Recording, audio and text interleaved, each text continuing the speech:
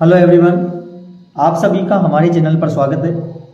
आज हम आपकी क्लास 8 की मैथ का डैश वर्क जिसका लास्ट मॉडल पेपर जो कि आपका 8th मॉडल पेपर है उसे सोल्व करेंगे और मैं पूरी कोशिश करूंगा कि आपको 100% मैं समझा सकूं। अब देखिए, what is the multiplicative identity of rational number. देखो, आपको क्या बताना है कि मल्टीप्लिकेटिव की जो आइडेंटिटीज होती है रेशनल नंबर की। देखो, मल्टीप्लिकेटिव आइडेंटिटी क्या होती है, जैसे हम 2/6 है तो इसको जब मल्टीप्लाई करेंगे तो मल्टीप्लिकेटिव मतलब होता है रिवर्स करना। रिवर्स का मतलब क्या हो गया, 2/6 का रिवर्स क्या होता है 6/2। तो आप 6 से 6 काटोगे, 2 से 2 काटोगे, कुछ नहीं बचा। देखो क्या बचेगा, मल्टीप्लाई में 1 बचेगा। तो इसलिए इसकी मल्टीप्लिकेटिव जो आइडेंटिटीज होती है ना बेटा, वो होती है 1। तो हमारा करेक्ट ऑप्शन होगा इसका 1 हो जाएगा। ठीक है, अब नेक्स्ट जो हमारा 10th क्वेश्चन है, पूरी उम्मीद है आपको समझ आ रहा होगा। और 10th है हमारे पास, सोल्व द इक्वेशंस। हमें जो ये इक्वेशन दी हुई है, जो समीकरण हमें दिया हुआ है, इसे हमें सोल्व करना है। तो देखिए हम किस प्रकार करेंगे। यहां पर है x/2 minus 1/5 is equal to x/3 plus 1/4। देखो, मैंने अभी बताया था आपको, जब बीच में प्लस या माइनस दिया हो तो हमें क्या करना है, केवल और केवल हमें यहां पर इस प्रकार से एलसीएम लेना है। तो 2 का और 5 का जब आप एलसीएम लोगे बच्चों 10 आएगा, और यहां पर एलसीएम लोगे 12 आएगा। ठीक है, 2 का डिवाइड 10 में 5 को x से मल्टीप्लाई कर दो, 5x। 5 का इसमें डिवाइड दीजिए 2, और 2 1 जा क्या हो गया, 2 हो गया। 3 का डिवाइड 12 में 4 को x से करोगे 4x आ जाएगा, और 4 का डिवाइड 12 में दोगे 3, और 3 1 जा हो जाएगा 3। बच्चों कभी भी माइनस मत कर देना, क्यों? क्योंकि ये एक अल्फाबेटिक नंबर है और ये ओनली नंबर्स है। तो अल्फाबेटिक में से न तो नंबर ऐड होता है न सब्ट्रैक्ट होता है, ये बात ध्यान रखना है। न तो आप ऐड करोगे न उसको सब्ट्रैक्ट करोगे। हाँ, ये तब हो सकता था तब यहां पर भी x दिया होता, तब हम 5 में से 2 को माइनस कर देते। यहां पर नहीं होगा, ध्यान रखना। तो हम यहां पर कर देंगे क्रॉस मल्टीप्लाई, यानी 12 को मल्टीप्लाई कर देंगे हम 5x माइनस 2 से, और 10 को मल्टीप्लाई कर देंगे हम 4x प्लस 3 से। तो 15 5 जा कितना हो गया, 60 हो गया। 12 2 जा कितना हो गया, 24 हो गया। और 10 4 जा कितना हो गया, 40। और 10 3 जा कितना हो गया, 30। ये डिजिट बेटा ब्रैकेट के अंदर जो भी डिजिट है ना, उनसे मल्टीप्लाई होने वाली है। ठीक है ना। तो हम क्या करेंगे, 60x लिख देंगे। x के पास x का नंबर लेके आओ तो प्लस हो जाएगा बच्चों माइनस में। नंबर को नंबर के पास ले आओ, माइनस किस में हो जाएगा, प्लस में हो जाएगा। ठीक है, तो यहां पर हो गया 20x इज इक्वल टू कितना हो गया, 54। अब आप x को बाहर कर दो, मल्टीप्लाई किस में चल जाएगा, आपका डिवाइड में चला जाएगा। ठीक है, तो x इज इक्वल टू बच्चों 2 से कट जाएंगे तो कितना आ जाएगा, 27/10। तो हमारा करेक्ट ऑप्शन हो जाएगा x is equal to 27/10। Next question देखिए 11, find the smallest natural number which when divide. देखो, आपको थोड़ा ध्यान हो तो अभी हमने जो क्वेश्चन किया था वो मल्टीप्लाई की बात करी थी क्वेश्चन नंबर 5 में। तब हम डिजिट जो कम पड़ रही थी उसको हम लेके आए थे, समझ रहे हैं आप।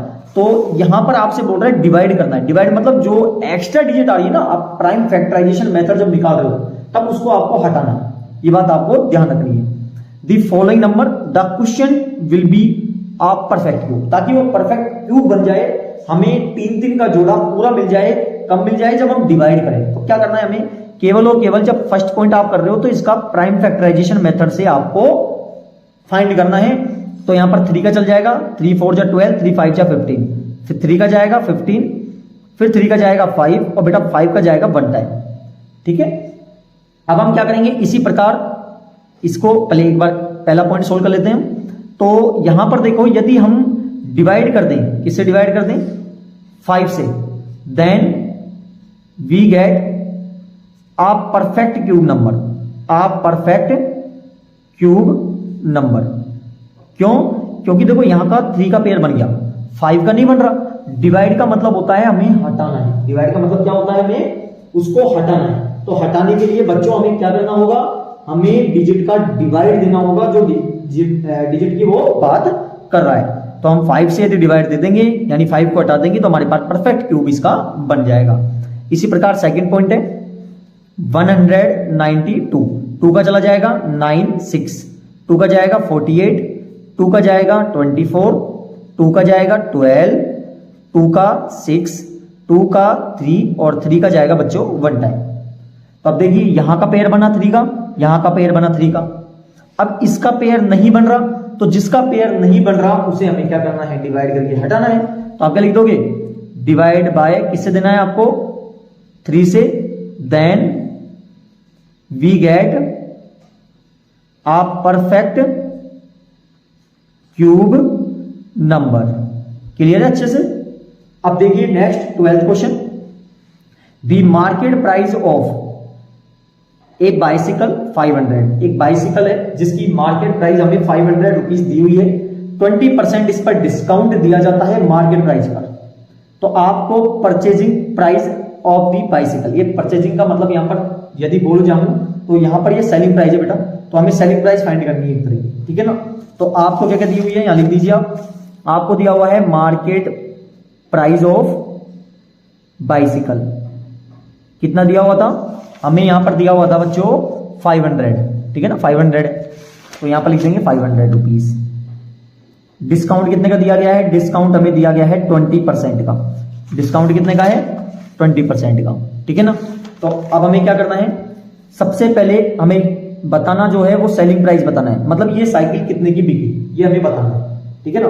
तो हम क्या करेंगे, पहले डिस्काउंट को कैलकुलेट करेंगे, 20% दे रहा है, हमेशा मार्केट प्राइस पे लगेगा जो कि कितना है 500, 20 से 20 कट गया तो कितना आ गया बेटा 100 आ गया, यानी 100 रुपीज का डिस्काउंट दे दिए। अब आप दुकानदार के पास गए, दुकानदार ने बोला मैं 500 की जो बाइसिकल है उस पे 100 रुपीज का डिस्काउंट दे दूंगा, तो सीधी सी बात है वो बाइसिकल आपके लिए कितने की पड़ी, 400 की। कैसे पड़ी, तो हम एसपी निकालने के लिए जो मार्केट प्राइस था 500 उसमें जो डिस्काउंट दिया गया है उसको माइनस कर देंगे, तो बच्चों हमारे पास ये जो बाइसिकल पड़ेगी ना वो पड़ेगी 400 रुपीज। क्लियर है आपको, उम्मीद है अच्छे से समझ आ रहा होगा। तो अब देखते हैं 13 क्वेश्चन, हमें ट्रू फॉल्स बताना है, ध्यान से समझिएगा। -4 की पावर 5 डिवाइड बाय -4 की पावर 8। देखो ये एक्सपोनेंट पावर का क्वेश्चन है, तो किस प्रकार से करना है आपको। 13 का फर्स्ट पॉइंट है आपका -4 की पावर 5 है डिवाइड बाय -4 की पावर 8 इक्वल टू 1 अपॉन -4 की पावर 3। चेक करना है ये ट्रू है या फॉल्स है, यानी सही है या फिर गलत है। तो हम क्या करेंगे, जब डिवाइड है डिजिट इक्वल है तो दोनों का कॉमन ले लेंगे, ठीक है। डिवाइड होने पर बच्चों ध्यान रखना, जब डिजिट इक्वल होगी और आपके यहां पर बीच में डिवाइड होगा तो बच्चों पावर जो होती है वो माइनस हो जाती है, और डिवाइड की जगह मल्टीप्लाई होता तो हम पावर को क्या कर देते, प्लस कर देते, ध्यान रखना, ठीक है। तो -4 की पावर कितनी हो गई बच्चों, -3, ठीक है ना। आपको ये माइनस का एक बार है, इसको हटाना होता है, और इसको हटाने के लिए हम डिजिट को करते हैं रिवर्स। क्या करते हैं बच्चों, रिवर्स करते हैं। अब यहां रिवर्स के लिए कुछ नहीं है तो हम मान लेंगे 1, तो क्या हो जाएगा 1 अपॉन -4 की पावर 3, और ये माइनस बार हट जाएगा, तो हमारा ऑप्शन आना चाहिए ये, तो बिल्कुल यही ही आ रहा है, इसलिए हम क्या लिख देंगे, ये हमारा क्या है, ट्रू है। क्लियर है।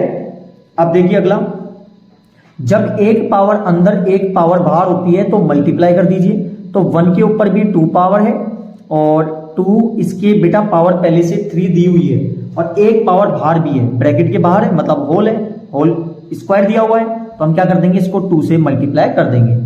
तो 1 को चाहे कितनी भी बार मल्टीप्लाई कर लो, 1 का चाहे स्क्वायर हो, चाहे 1 की पावर 10 हो, चाहे 20 हो, आएगा 1 ही। क्यों, क्योंकि 1 इंटू 1 कितना हो गया, 1 हो गया। तो 2 की पावर कितनी हो गई, 6 हो गई। तो देखो बिल्कुल करेक्ट है, तो ये भी हमारा क्या हो जाएगा, ट्रू हो जाएगा। क्लियर है। अब देखिए नेक्स्ट क्वेश्चन, -3 की पावर 4 मल्टीप्लाई 5 अपॉन 3 की पावर 4। तो देखिए यहां पर जो हमारा क्वेश्चन है, थर्ड पॉइंट है हमारा, और थर्ड पॉइंट क्या है, -3 की पावर 4 मल्टीप्लाई 5 अपॉन 3 की पावर 4 इक्वल टू 5 की पावर 3।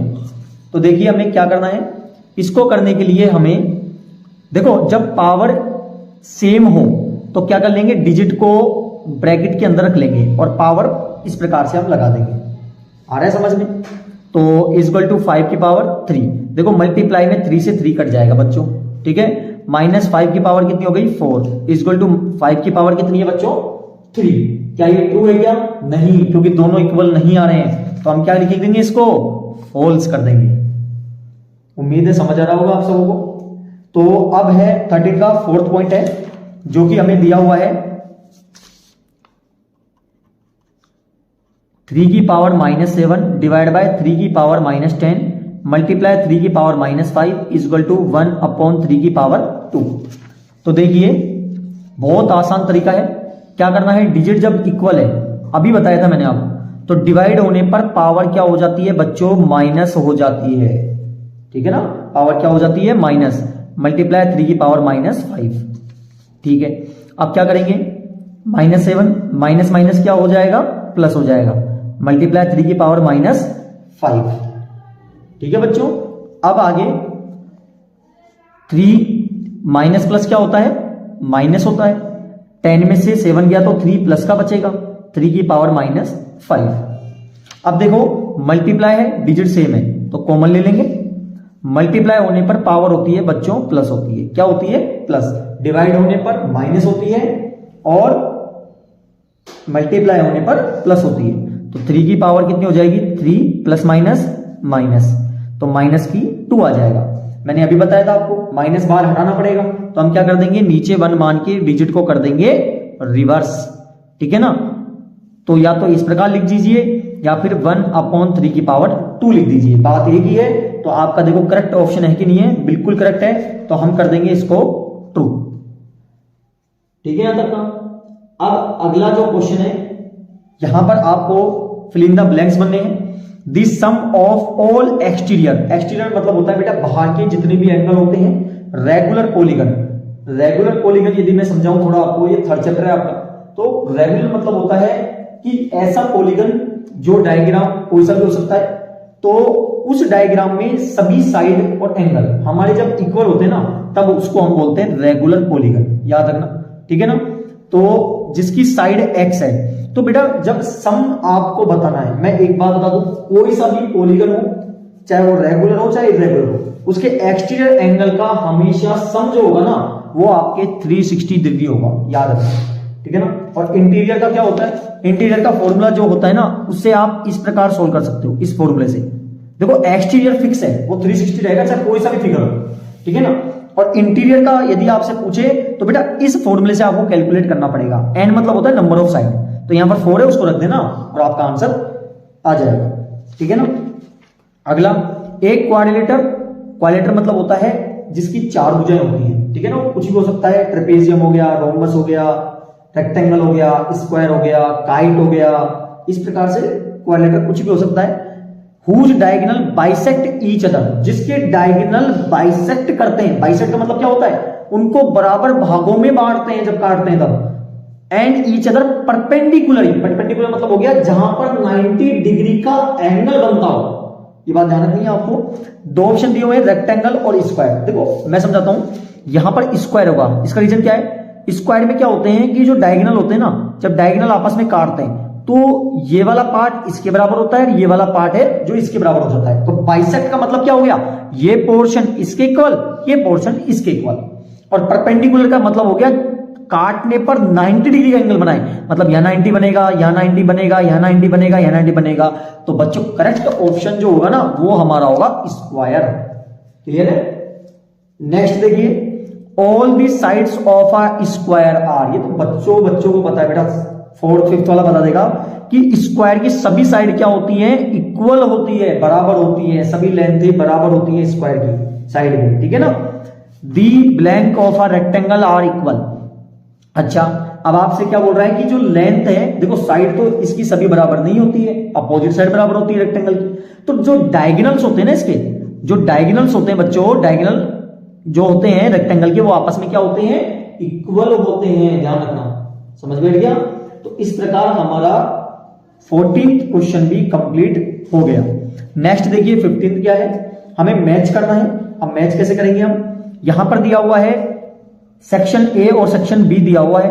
ठीक है, तो आपको क्या दिया हुआ है, जो 4p है ये कोमा है, q प्लस r है। ठीक है ना, और हमें प्रोडक्ट मतलब होता है मल्टीप्लाई, यानी इनको गुणा करना एक तरह से।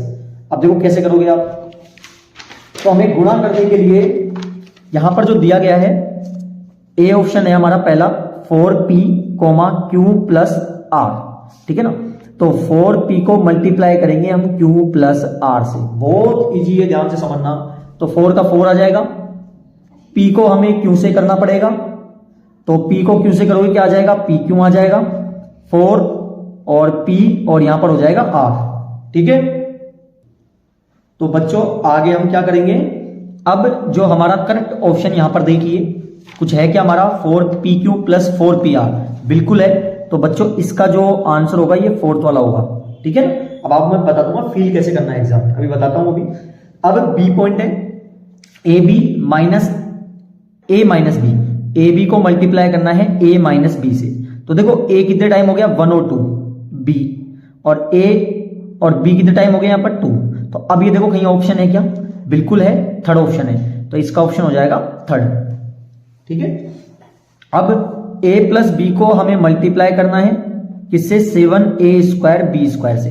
तो 7a कितना हो गया 2 और 1 कितना हो गया 3 बी स्क्वायर, 7a स्क्वायर और b कितने हो गए 2 और 1 3, क्या है क्या, बिल्कुल है, तो इसका ऑप्शन आ जाएगा सेकंड। अब कौन सा बच गया फर्स्ट, तो इसका ऑप्शन क्या हो जाएगा फर्स्ट। अब आपको देखो फील कैसे करना है एग्जाम में, यहां आपको लिखना है सेक्शन ए, सेक्शन ए, और यहां लिखना है सेक्शन बी। ठीक है, सेक्शन ए के जो ऑप्शन है वो सारे लिख दीजिए आप, ए बी सी और डी। ठीक है, तो यहां पर था 4p q प्लस आर, यहां पर था A B A minus B और a plus B 7a square B square और a स्क्वायर माइनस 9 4a। अब सेक्शन बी के सामने इन्हीं आंसर को सेट करना, 4th पॉइंट था तो 4th पॉइंट डाल के लिख देना यहां पर, 4th क्या था हमारा 4pq प्लस 4pr। इसी प्रकार सारे ऑप्शन सेट करने हैं आप। ठीक है ना, उम्मीद है समझ आ रहा होगा यहां तक आपको अच्छे से। तो बच्चों अब हमारा जो नेक्स्ट क्वेश्चन है, define probability of an event. देखो आपको ये बताना है कि जो प्रोबेबिलिटी होती है वो इवेंट की क्या होती है, वो हमें बताना है। तो केवल आप फॉर्मूला लिख सकते हो आप इसका, और यहां पर फॉर्मूला लिख दीजिएगा कि probability is equal to favourable outcomes upon total outcome. यानी हिंदी में यदि हम बोलते हैं तो उसको अनुकूल परिणाम बटे कुल परिणाम होता है, वो आप यहां पर फॉर्मूला लिख सकते हो। नेक्स्ट है when the probability, write the probability of getting 6 number when a die is toss. अब थोड़ा इसको समझा दूं आपको, जब डाइस बेटा, जब एक डाइस है, ठीक है ना, और उसको थ्रो किया जाता है, थ्रो का मतलब होता है उसको फेंका जाता है, तो उसमें 6 नंबर आते हैं। कौन कौन से आते हैं, 1 2 3 4 5 और 6, ये नंबर आते हैं जब आप किसी भी डाइस को एक बार आप फेंकते हो, डाइस को जब फेंकते हो। ठीक है ना, तो अब आपसे क्या बोला है, क्या आना चाहिए, नंबर 6 आना चाहिए। तो 6 कितने टाइम आ रहा है, 1 टाइम आ रहा है, तो 1 अपॉन टोटल आउटकम कितने हैं 6 है, तो हम यहां लिख देंगे 6। ठीक है, इसी प्रकार तो अगला पॉइंट देखते हैं हम, third point, write the probability of getting head when tossing a coin. यानी आप एक कॉइन को जब आप टॉस करते हो तब उससे क्या प्रोबेबिलिटी आप पाते हो, किसकी, हेड की। अब देखो बेटा, जब कॉइन को जब आप टॉस करोगे, जब कॉइन को आप टॉस करोगे तो उसमें 2 पहलू होते हैं, एक होता है हेड, एक होता है टेल। ठीक है ना, अब पूछा किसकी है, हेड की पूछा है, तो हेड कितने टाइम है 1 और टोटल आउटकम कितने हो गए 2, तो आंसर कितना हो जाएगा आपका 1/2 हो जाएगा। इसी प्रकार 4th point, write the possible outcome of throwing 3 dice simultaneously. मतलब आप लगातार 3 डाइसों को फेंकते हो। देखो डाइस के जो पहलू होते हैं वो 6 होते हैं, 1 से लेकर 6 तक होते हैं। अब आप 3 टाइम फेंक रहे हो तो यहां पर पावर लिख दो 3, तो यानी 6 को कितनी बार मल्टीप्लाई करना पड़ेगा आपको, 3 टाइम मल्टीप्लाई करना पड़ेगा। और जब आप मल्टीप्लाई करोगे तो आपके पास जो इसके आउटकम्स आएंगे टोटल वो आएंगे 216। ठीक है ना, अब नेक्स्ट देखिए, find the square root of 5929 by prime factorisation method. Prime factorisation method से आपको इन संख्याओं का क्या याद करना है, आपको स्क्वायर रूट फाइंड करना है। तो देखिए 5929, देखो 2 का नहीं जाएगा, 3 का नहीं जाएगा, 4 का नहीं जाएगा, 5 का नहीं जाएगा, 7 का, 6 का नहीं जाएगा, 7 का जाएगा, और 7 का जाएगा कितने टाइम 847, फिर 7 का जाएगा कितने टाइम 121, फिर 11 का जाएगा 11, और 11 का चला जाएगा 1 टाइम। तो स्क्वायर रूट जो निकला है वो 7 × 7 × 11 × 11। स्क्वायर रूट का मतलब प्राइम फैक्टराइजेशन मेथड में 2 2 के आपको पेयर बनाने होंगे। तो यहां से निकलेगा 7 और यहां से निकलेगा 11, तो कितना आ जाएगा 77। तो ये हमारा करेक्ट ऑप्शन हो जाएगा। ठीक है ना। अब नेक्स्ट देखिए 18 क्वेश्चन क्या है, RIC is a rhombus. Rhombus क्या होता है बेटा, जिसकी ऑल साइड्स आर इक्वल। ठीक है ना, और डायगोनल जो होते हैं वो बाइसेक्ट करते हैं आपस में। Find the value of x y z and confirm your answer, और आपको कंफर्म भी करना है आंसर को। तो देखो बहुत आसान क्वेश्चन है, हमें क्या करना है यहाँ पर, हमें इस क्वेश्चन को करने के लिए यहां पर ध्यान से समझिएगा कि जो हमारा डायगोनल क्या होते हैं कि जो EO है वो बराबर होता है OI के, तो x इक्वल टू हो जाएगा 5। ठीक है ना, क्योंकि डायगोनल क्या होते हैं बाइसेक्ट करते हैं, यानी ये वाला पार्ट यहां से यहां तक का और यहां से यहां तक का ये बराबर है, इसी प्रकार यहां से यहां तक का और यहां से यहां तक का ये बराबर है। तो इसी प्रकार आपका OC बराबर हो जाएगा OR, तो OC कितना है 12 और OR कितना है y, तो y बराबर हो जाएगा 12। ठीक है, यहां तक। अब आगे आपसे क्या बोला है यहां पर कि हमें ये कंफर्म करना है, ये आंसर हमारा जो 13 आया है, तो हम कंफर्म कैसे करेंगे, तो देखिए कैसे करते हैं। यहां पर यदि आप ध्यान दें तो रोम्बस जब डायगोनल जो होते हैं वो बाइसेक्ट करते हैं और साथ में परपेंडिकुलर बनाते हैं, मतलब 90 डिग्री का एंगल बनाते हैं। तो यहां पर जब 12 है और यहां पर हमारा क्या हो जाएगा 5 हो जाएगा। ठीक है ना, यहां तक का।